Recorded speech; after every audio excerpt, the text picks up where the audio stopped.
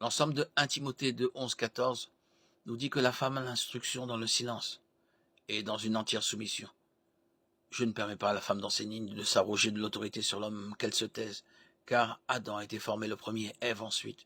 Et ce n'est pas Adam qui a été séduit, mais la femme qui a été séduite et est devenue pécheresse.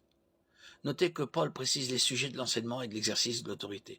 Une femme doit se taire en ce sens qu'elle n'enseigne pas les hommes dans l'Église et qu'elle montre sa soumission à l'autorité en apprenant. En d'autres termes, il ne s'agit pas d'un commandement absolu pour les femmes de rester silencieuses à tout moment dans tous les services. Il y a aussi quelques considérations contextuelles dans le passage de 1 Corinthiens 14. Plus tôt dans la même épître, Paul mentionne les situations où les femmes sont autorisées à prier et à prophétiser en public. Mais toute femme qui prie ou qui prophétise, la tête non voilée déshonore son chef, car c'est comme si elle avait la tête rasée. 1 Corinthiens 11.5.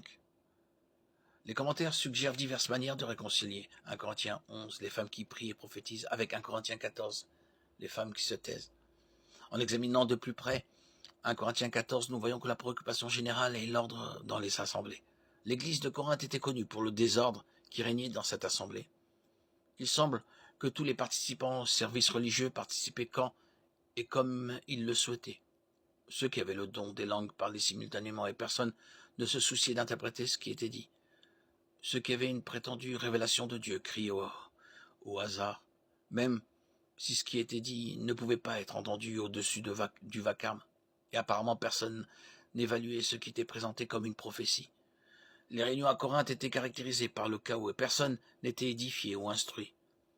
Pour remédier à cela, Paul ordonna à un certain nombre de groupes de se taire, à certains moments et dans certaines conditions.